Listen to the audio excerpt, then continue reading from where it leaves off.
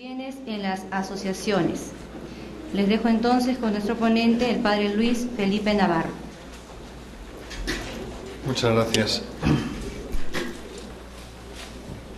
En las anteriores conferencias hemos tratado de algunos temas fundamentales, como lo que es el derecho de asociación, la tipología de asociaciones de fieles y también esa relación necesaria con la autoridad eclesiástica. Ahora vamos a tratar, al menos en sus elementos principales, la cuestión de la administración de los bienes de las asociaciones.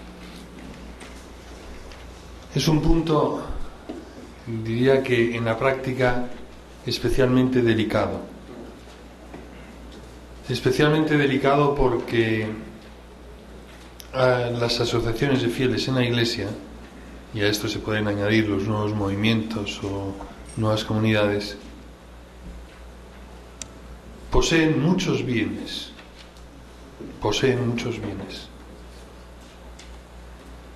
Y en ocasiones no se sabe la cuantía de esos bienes. En Roma se dice que saber cuántos bienes poseen las cofradías, que las cofradías en Roma tienen una historia pluricentenaria, cuántos bienes poseen no lo sabe nadie, pero nadie. Alguno decía, no lo sabe nadie en la Iglesia. Y una de las primeras tareas es hacer una tarea de inventario. Algunos pueden considerar, estamos hablando de asociaciones en la Iglesia, estamos hablando de los frutos apostólicos, de la cantidad de cosas maravillosas que salen de las asociaciones de fieles. ¿Cómo es que ahora tenemos que tratar de la administración de los bienes? No será como bajar el nivel, en vez de hablar de las vocaciones, al sacerdocio, a la vida consagrada, etcétera, que salen de todos los nuevos movimientos.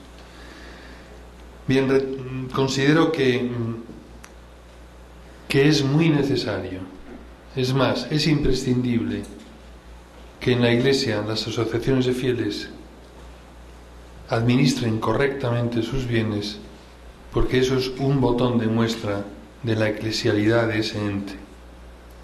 Es decir, podrán hacer el bien si respetan también estos aspectos. Es decir, no es una cuestión secundaria, no es una cuestión de escuela, es una cuestión que hay muchas cuestiones que están detrás. Una asociación que administra correctamente sus bienes conforme a las normas del derecho, habrá muchas cosas buenas que vienen detrás de eso. Por lo tanto, creo que también conviene transmitir a todas las asociaciones, hermandades, cofradías, asociaciones nacionales, movimientos, etcétera, por favor, hagan ustedes el favor de administrar correctamente los bienes. Una justa administración de los bienes constituye un elemento fundamental de la madurez eclesial de una asociación. Para entender la administración de los bienes, primero tengo que tratar de los bienes de las asociaciones. Un análisis breve de lo que son los bienes de las asociaciones, pues son distintos según la naturaleza de la asociación. En conformidad con el canon 1257, todos los bienes temporales de las asociaciones públicas son bienes eclesiásticos. Dice así el canon 1257, todos los bienes temporales que pertenecen a la Iglesia Universal, a la sede apostólica o a otras personas jurídicas públicas en la Iglesia son bienes eclesiásticos y se rigen por los cánones que siguen, así como por sus propios estatutos. Los bienes de las asociaciones privadas no reciben esta calificación.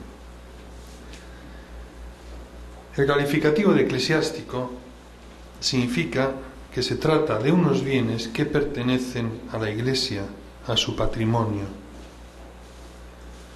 A lo largo de la historia, los bienes de la Iglesia han tenido una especial regulación. También porque se entendía, a veces se calificaba que los bienes de la Iglesia eran bienes de Cristo, se pensaba, se colocaba como dominus, como propietario Cristo. En otros momentos se hablaba también que el dominus es el romano pontífice. En otros momentos también de la historia se decía que los bienes de la Iglesia son bienes de los pobres, que pertenecen a los pobres. Por lo tanto, la Iglesia lo único que hace es administrarlos. También es una figura muy bonita. Bien, más allá de este tipo de consideraciones, nos podemos quedar con el siguiente principio. Los bienes eclesiásticos pertenecen a cada una de las personas jurídicas públicas que son propietarias, pero a la vez pertenecen a la Iglesia en cuanto tal. Es decir, y esta es la razón por qué existe una regulación jurídica de estos bienes muy detallada, la Iglesia considera que esos bienes son suyos y no quiere que se pierdan. No quiere que se pierdan. Son bienes que ha recibido, bienes materiales que ha recibido la Iglesia durante siglos, durante tiempo, o más o menos recientemente, y desea que ese patrimonio, que son todos los bienes eclesiásticos, no se pierdan. Si tienen que salir del patrimonio eclesiástico, saldrán, como han salido a lo largo de la historia con disposiciones legales de algunos estados que han amortizado todos los bienes de la Iglesia, quedándoselos todos, etc. Esos son vicisitudes que están un poco al margen. Pero a la vez la Iglesia considera que ese patrimonio tiene que cuidarlo, tiene que respetarlo, tiene que hacerlo rendir.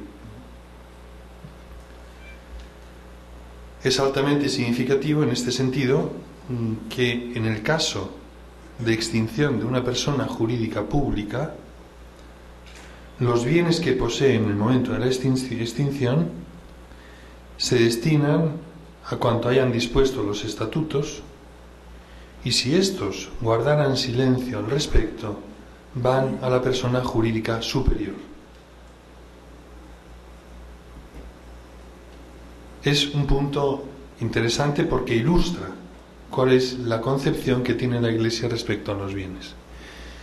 Ese patrimonio es de toda la Iglesia. Si una persona jurídica inferior desaparece, el patrimonio, si no se ha dispuesto diversamente, pasa a la persona jurídica superior. Es decir, hay como una pirámide de personas jurídicas públicas.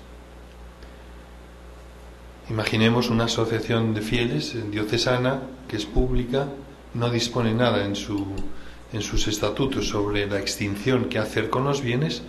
Habiendo respetado la voluntad de los donantes, el resto de bienes que disponga la asociación en ese momento no va a los socios, no se lo quedan los socios, sino que va directamente ¿a quién? A la persona jurídica superior. En este caso, diócesis, no obispo diocesano. También hay que distinguir entre obispo diocesano y diócesis. Pero es la concepción de decir, ese es un bien de la Iglesia y no quiero que salga, no quiero que quede fuera del patrimonio de la Iglesia. Hablar en campo patrimonial de personas jurídicas superiores e inferiores significa que todos los bienes eclesiásticos constituyen en el fondo un patrimonio único, estructurado, con una pirámide donde existe una persona jurídica diocesana, una persona jurídica nacional, una persona jurídica dependiente de la Santa Sede. Esa pirámide, esa comprensión así piramidal de los bienes de la Iglesia, lleva consigo otro elemento que es realmente interesante y relevante también para nuestro tema.